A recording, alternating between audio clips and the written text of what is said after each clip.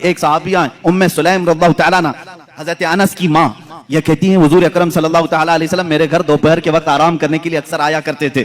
گرمیوں کے دن ہوتے، چمڑے کا بستر ہوتا، میں بچھا کر دیتی. اللہ کے نبی صلی اللہ تعالیٰ علیہ وسلم کی ایک اور خوبصورتی یہ نہیں بتایا تھا میں، صحابہ کہتے ہیں حضور پر جب پسینہ آتا تو ایسا لگتا کہ چہرے پر تارے چمک رہے ہوں، سب میں روشنی ہوتی.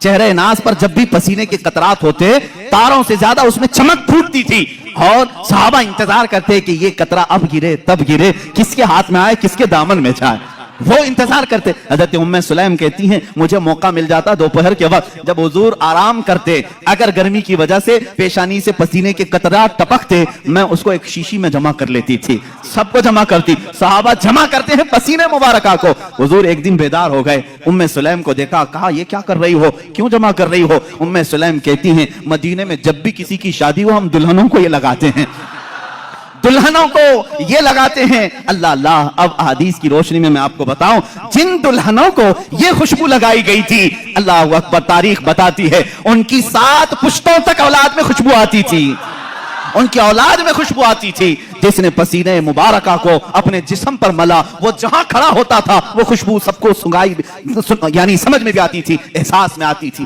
عزیزان گرامی وقار، پسینے مبارکہ کا یہ حال ہے کہ صحابہ کہتے ہیں ہم ایک ایک قطرے کے لیے ترستے تھے.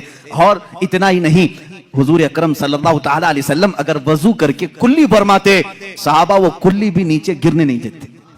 حالانکہ میں اور آپ وضو کریں ہمارے جسم سے نکلا ہوا پانی نجس ہو جائے گا، لیکن رسول پاک، یہ عروہ بن مسعود ثقفی ایک قاصد بن کر کے ایران کے بادشاہ کا یہ آیا، اور ایرانی بادشاہوں نے کہا تھا کہ جاؤ دیکھ کر کیا محمد نے کیسی فوج جمع کی.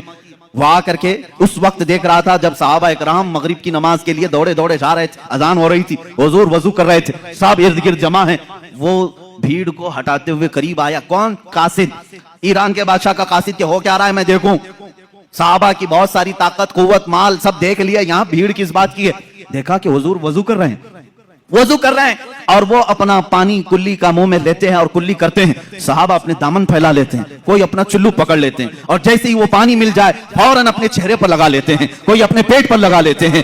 وہ عروہ بن مسعود ثقفی کہتا ہے کہ میں نے یہ بہت دیر تک منظر دیکھا، ایک قطرہ بھی وضو کا ان کے غسالے کا زمین پر گرنے نہیں دیا. صحابہ نے واپس پلٹ کر کے ایران کے بادشاہ سے کہا، عروہ بن مسعود ثقفی نے، اے بادشاہ اعظم، اس محمد سے اور اس کے دیوانوں سے لڑنے کا ارادہ چھوڑ دو. کہا بہت بڑی فوج ہے، بہت سامان جمع کیا. کہا نہیں، بہت بڑی فوج نہیں، بہت سامان نہیں، لیکن ایسے دیوانے جمع کیے ہیں کہ میں نے کیسر و کسرا کے یہاں بھی یہ ادب و احترام نہیں دیکھا. کہا کیا ہے؟ کہا ارے وہ دیوانے اس کے کلی کے ایک قطرے کو زمین پر گرنے نہیں